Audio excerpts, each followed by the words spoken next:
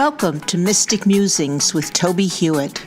I'm Tobie Hewitt, and I'm your guide through time and space and all points in between. Mystic Musings will give you insight into who you are, why you are here, how to live an authentic life, and where you fit into the universe around you. Join me on this path of mystical exploration.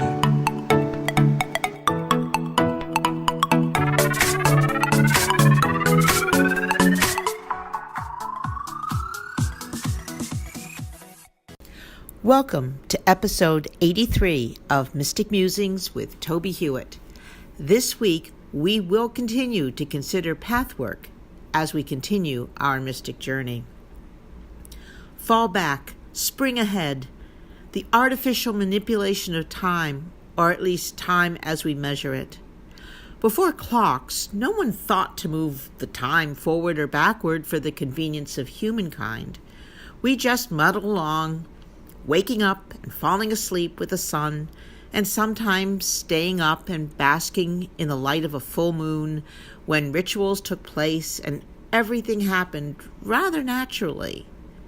Today, we awaken an hour later than we did yesterday, even though the time we knew is an hour earlier. I can only hope that is correct because the twice-yearly time change is a mystery to me. It takes at least a week for my body and mind to acclimate to the suddenly different demands of my clock. An hour has been taken away, at least by a standard of measurement. T.S. Eliot wrote, "I have measured out my life with coffee spoons." I think we can measure our lives however we choose, notwithstanding the artificial and disturbingly difficult to adjust to current springing ahead. Moments of joy or sadness, times of deep loves and deeper bereavements, the passing from one precious day to the next, but measured more naturally by the movement of the earth around the sun and the phases of the moon.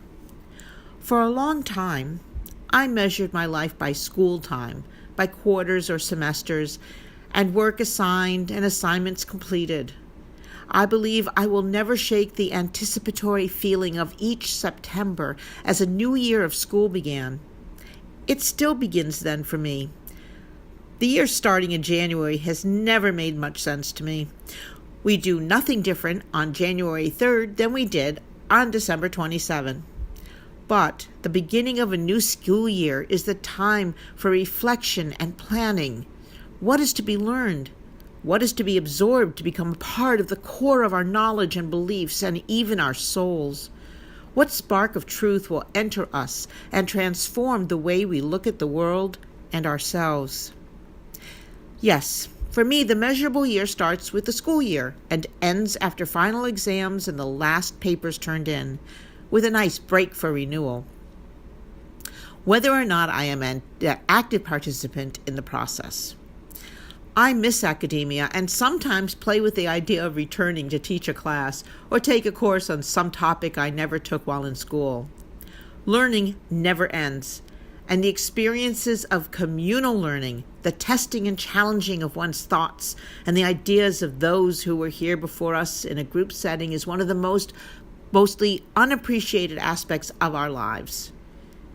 As we sit in offices and cubicles, we lose the aspects of being in a learning community and instead partake of the community of production, which does not always require deep thought and contemplation and the resulting delight of discovery. I am once again not writing about that which I had planned to write on. I think remembering my days reading and absorbing poetry shifted my focus, and perhaps this was not so much a mistake in direction, but a redirection to what I have been feeling for a number of weeks. It is time to return to the writing of poetry, which I think is necessary for me as much at times as breathing. Sometimes the universe is quite adamant about what is a necessary thing to do and that which is not. Another interesting thing that happened this week is that I remembered, finally, that I had some time ago written an outline for a book on pathwork, and what pathwork means, and how to use the idea of it as a way to live the life we are meant to live.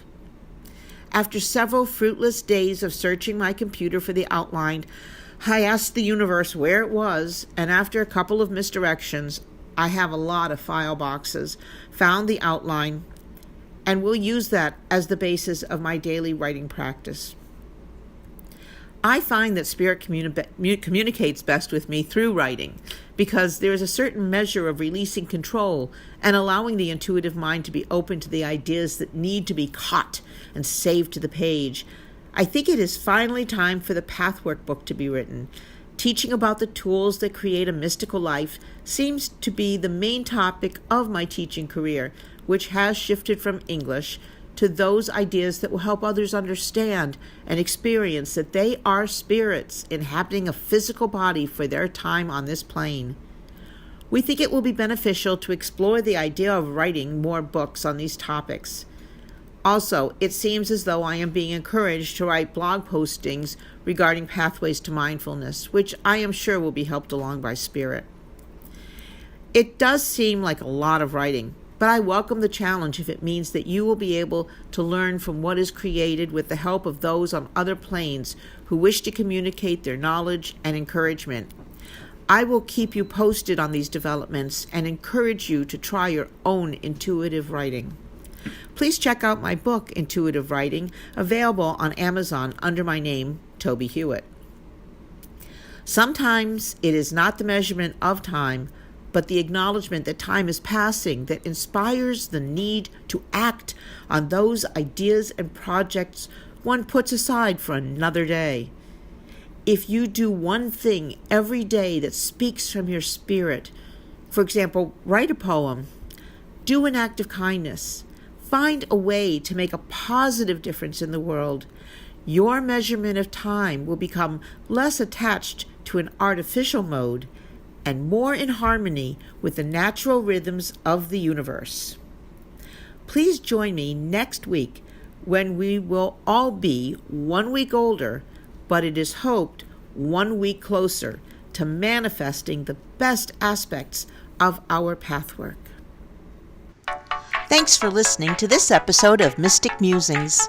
Please join me every week to continue our exploration of all things mystical that can help you have a more practical and magical life. Please visit my website, tobiehewitt.com, for more information and to read my blog postings.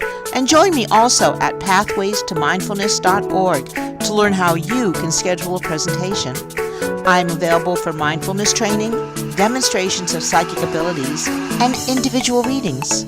I also have a number of books on mystical topics on Amazon.com. I look forward to hearing from you and answering your questions. Please contact me through tobiehewitt.com.